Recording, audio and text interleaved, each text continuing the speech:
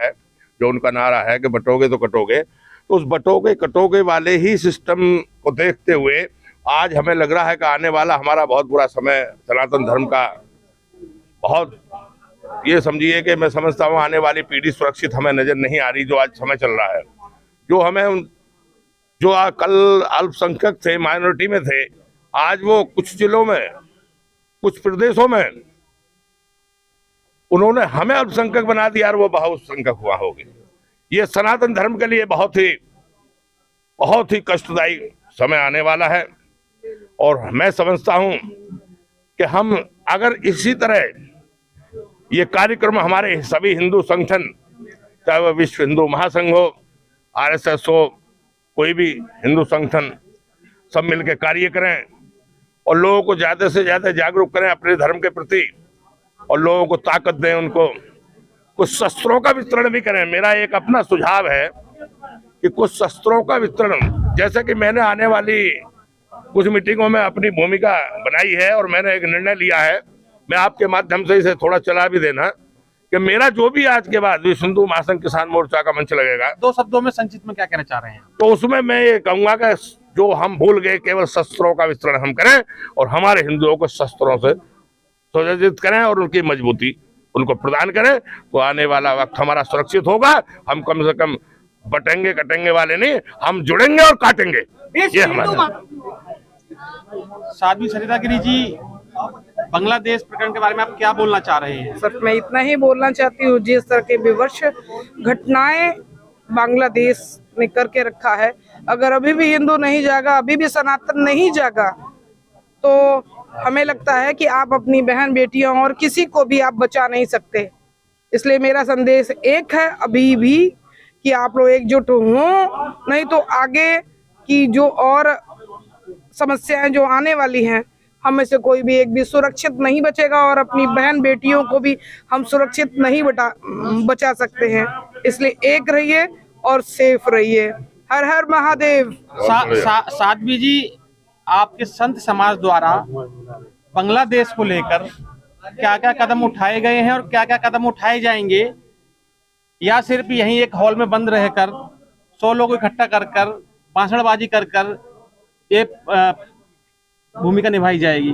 क्या कठोर कदम आपके संत समाज द्वारा, जिसकी भारत में बहुत ही ज्यादा प्रचलन है, लोग संतों को सुनते हैं, मानते हैं, बड़े बड़े संत हैं यहाँ पे, उसको लिए क्या कठोर कदम आपके द्वारा उठाया जाएगा और जा रहा है? जैसा कि अभी भी बताया गया है कि संत समाज पूरे देश नहीं पूरे विश्व में है और लगातार हम लोगों की कहीं न कहीं संसद, जैसे कि धर्म संसद, जैसे कि संत संसद अभी 2 दिन पहले भी हुआ था, बहुत बड़ा नेटवर्क 18 की तरफ से। ये काफी बड़ा प्रयास रहा है और रहेगा। और अब हम लोगों ने ये तय करके रखा है कि अब नहीं पीछे हटेंगे और नहीं बटेंगे और नहीं कटेंगे, और जहां ये सारी चीजें होंगी वहां हम काटेंगे, क्योंकि एक हाथ में माला और दूसरे हाथ में भाला लेने का समय अब आ गया है। अब ऐसा नहीं होने देंगे और ये एक हॉल तक बात नहीं रह जाएगी, ये पूरे देश तक बात जाएगी।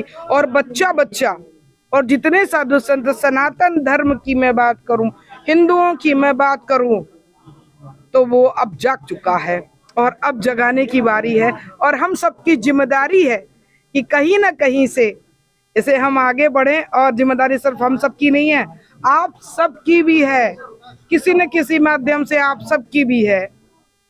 तो अब जाग गए हैं, अब न रुकेंगे, न बटेंगे और न ही कटेंगे। धन्यवाद। हर हर महादेव। कार्यक्रम हुआ है, क्या बताएंगे, क्या इसका विषय था और क्या आपका योग रहा कार्यक्रम को लेकर? सामाजिक समरसता का केवल मुख्य उद्देश्य है कि जो जन्म के आधार पर और तथाकथित दलित समाज, अनुसूचित समाज के साथ जो छुआछूत का व्यवहार, भेदभाव का व्यवहार होता है, वह समाप्त होना चाहिए। ये एक बहुत बड़ा विषय चल रहा है आजकल, हिंदुओं को जोड़ने का। माननीय मुख्यमंत्री योगी आदित्यनाथ जी अभी भी जल्दी में बयान आया था कि पटेंगे तो कटेंगे, उस पर क्या कहना चाहते हैं योगी जी आप? मेरा सब यही कहना, जातिवाद समाप्त हो, हिंदू हिंदी हिंदुस्तान, सभी समाज में एक रहें, एकता बनाएं, नहीं तो हम बटेंगे कटेंगे, यही योगी जी का कहना। उनकी बात को ध्यान में रखते हुए हमें समाज में एक रहना है। योगी जी क्या कहना चाहेंगे, जैसे 7.5% से हिंदुओं की आबादी घट रही है और 14.5% से मुस्लिमों की आबादी बढ़ रही है, तो ये आंकड़ा बहुत ही आगे चल के अगर 50 साल बाद बात करेंगे तो करीब 50 से 55 करोड़ मुस्लिम होंगे इंडिया के अंदर।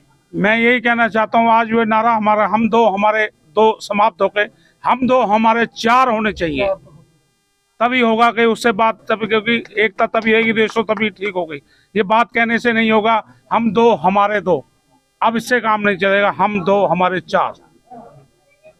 आपकी संस्था द्वारा आगे की क्या रणनीति तय हो रही है और किस तरीके से आप हिंदुओं में अवेयरनेस जागरूकता फैलाएंगे कि हम दो और हमारे चार, क्या रणनीति आपने बनाई है? राष्ट्रीय स्वयंसेवक संघ और सामाजिक समरसता मंच, हम लोग समाज में केवल जो है हिंदू समाज को जोड़ने का, हिंदू समाज संगठित रहे, इस विषय का हम उनको दिशाबोध करते हैं, जागरण करते हैं। बाकी हिंदू समाज स्वयं अपने विषय में निर्णय लेगा। हम कोई फतवा जारी नहीं करते हैं कि जो है तुम 4 बनाओ 6 बनाओ, लेकिन जो समाज की परिस्थिति है उससे अवगत कराना, उस परिस्थिति में वो क्या कर सकते हैं हिंदू समाज, या उनके ऊपर विवेक पर हम छोड़ते हैं।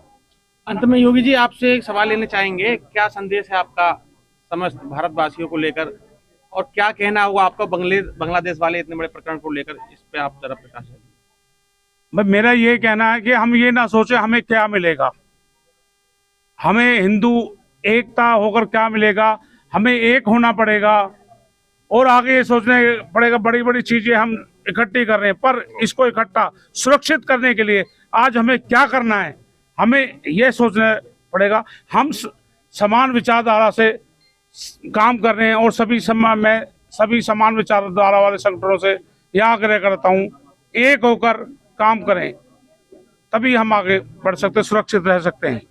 धन्यवाद।